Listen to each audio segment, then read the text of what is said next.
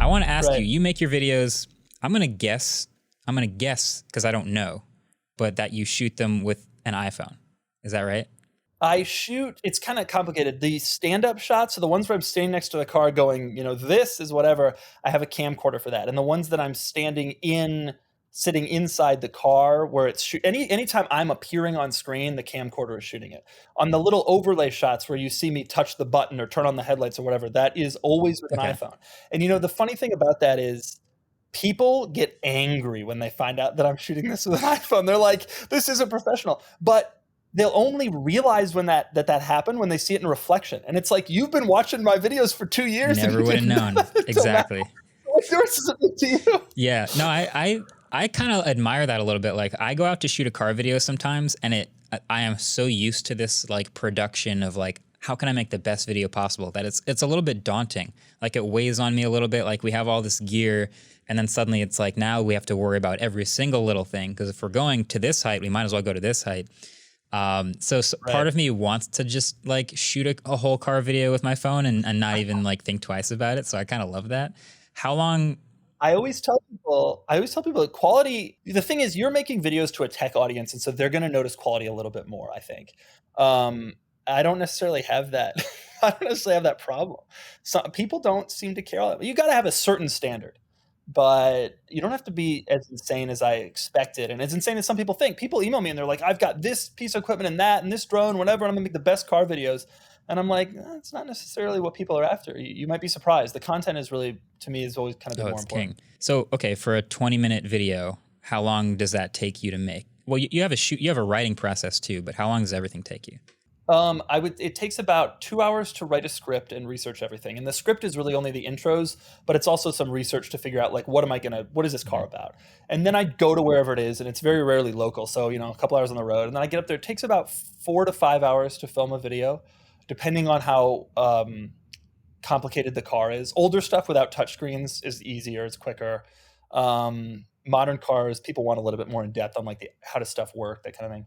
And then the editing process, I finally hired an editor. I was doing it all myself up until last year. I finally hired an editor, and so it used to take me about the same amount of time to edit, 3 to 4 hours to edit a video and post it. Was that your first addition to the team, having an editor straight to the top with an editor? Yeah, pretty much. My best friend also reads my emails, which is helpful. So she's sort of my assistant to an extent, reads my emails. Then I have my editor. How big is your team? So currently not 9, including me. But I am the editor still. So that's like the weird, that's what I always get flack for is like, all right, there's so much to do. There is the writing and researching, and I have help with that, which is great. There is also like the shooting, which there's all kinds of angles and stuff I can't get. So I have help with that. And there's set design, and there's all sorts of like animation and things inside videos. But as far as like the base cut and like who's making the video, that's me in front of the computer for 6 hours. So yeah, Wow. I feel like that's something that like it's hard to give up as a YouTuber. I don't know if you... Absolutely. I didn't want to give it up. And in fact, I loved editing. Yeah. If I had time, because I just launched this like car auction website. And if I wasn't doing that, I would still be doing the edit. I loved it. It's like putting together a puzzle, and you kind of shape it and shape it and shape it. And by the end, you have this thing. And I found that to be probably more enjoyable than actually shooting. It just was the one. I can't farm out the shooting, obviously. And so it made sense to farm out the editing. Too bad, but I'm glad there's still YouTubers that are out there editing and missing editing. How much do you get to experiment inside of your videos then? Because you clearly have the format, and you have the Doug score, and you have the driving section, and you have quirks and features that I like expect you to hit, even if I know nothing about the car. Do you feel like you have to do a video a certain way on the main channel, or is that sort of like... Yeah, but you know what? The big benefit is that's actually what I enjoy the most. I started off doing all these crazy videos. I would run over cars, and I don't know, all sorts of crazy stuff. And I just sort of refined to the point where I got to what my audience liked the most. And it just by chance, it's also what I like the most. I like to see what all the little buttons do. I like to see how everything is controlled, how the gadgets all work, how the seat control, whatever it is. And it turns out that's what the audience likes the most too. So it's fine. I have this second channel, although I've started putting most of my second channel videos on my main channel, but I have that too. but where I can do some more experimentation and have a little bit more fun. I love that you're in the numbers because now I can ask the nerdy questions. Do you see retention spikes at the because you have a point where you start to drive the car and like that's a different scene and everyone knows that, and then you have the Doug score. Is the Doug score the highest part of the video, or like what happens? No, the Doug score is not the highest, but it often will go higher than the driving. What I have learned is that nobody really cares about the driving. I think there's a few reasons for that. I don't think it's that nobody cares. I just think that people who are casual people will watch the quirks because they're interested, but like casual people who aren't interested in the car, they don't really care how it drives. It's people who want to buy the car that maybe want to see, okay, what does it drive like? And that's a lot less people than actually watch the video. And then, people come back for the Doug score, and there are spikes at quirks that are interesting too. So what must happen is people must link people to those exact spots. And then that's where some people start. Definitely. And they recently introduced that feature where you could see where the spikes are and stuff. And I was like, oh my God, I never knew this was really happening. It's really helpful. It's like, and then because some people will link to that part of the video, but also some people will replay the same thing more than once, where they're like, wait a second, I was kind of on cruise control watching this video, but I need to see that again. Right. So that's like kind of cool to see. And then you can go back and. Is it the same for you? Do you see spikes at parts of the video that are Oh yeah. I mean, so the intro is obviously we put a lot of effort into the first 10 seconds or so of almost every video, so you'll see that spike. But then you'll see like there'll be like a certain weird animation or feature that happens where I have to point it out and show it to you on camera, and people will replay that a bunch of times and you see a really big spike, and it's kind of interesting. But no, it's usually a pretty reasonable curve, I think. I wanted to ask you about your background, because you came from, I guess I would say, a more traditional media. I mean, you were writing basically before you were making videos, and then went to being a YouTuber.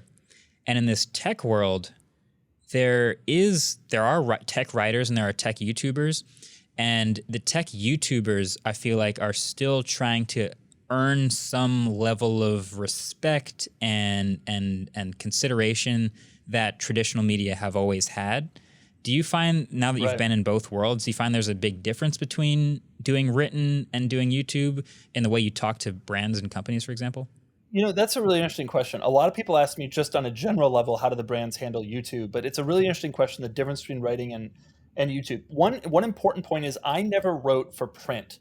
And in the car space, print is still, probably this isn't true in the tech space anymore, I hope, but print is still in the car space sort of viewed as like the old medium that's the most important. The brands still view it as the most important, which I think is beyond insane. But compared to digital writing versus YouTube, I don't see a huge difference, but I still have an enormous amount of trouble getting some brands to care about YouTube. And I can look at them and say, look, I'll get 2-3 million views. This is more than the circulation of these magazines that you're bending over backwards to try to impress.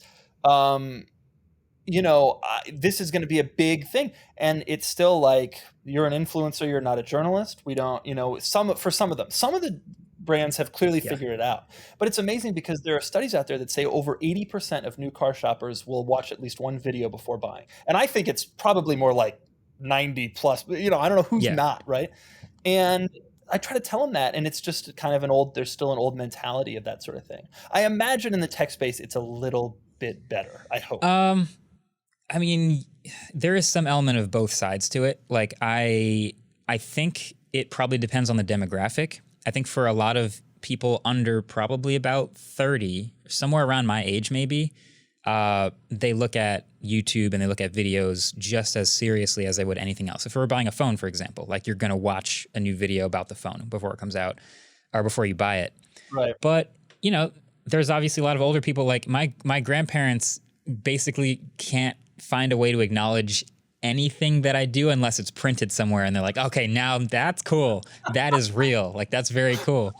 So I always found that funny. And I've recently started contributing to Top Gear magazine, which is a printed magazine. And that was the same like sort of experience. I've been making these autofocus videos for like a couple months now. It's not as many, but Top Gear magazine, that's established, that's traditional. Something.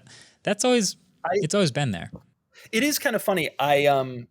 When this started and people would start coming up to me on the street and recognize me and such, people would say, oh, you're internet famous. And I've tried to, it's an interesting thing. When you get to a certain level, I mean, The internet is it now. I don't know like TV actors anymore, really. Like when I was a kid, you grew up with like Friends and Seinfeld. You knew all those people. It would be, if you ever saw one on the street, which would be like, oh my God, this is the craziest thing in the world. But that stuff is fractured and splintered so much that like this is kind of like what it is now. But yes, it's very hard to explain that to older generations. And I still have older relatives being like, so are you still doing that video stuff? You still doing that? Yes, Mom. And I'm like, yeah, I'm doing it. Yeah. All right. Well, thanks for watching, Doug fans. I appreciate you showing out for the clip. If you haven't already subscribed, you definitely should. This is a great channel to get subscribed to. Oh, yeah. But also, there's going to be more guests in the future, and maybe you'll like those too. So it's a win-win for everybody. Hit that big red button. See you guys in the next one.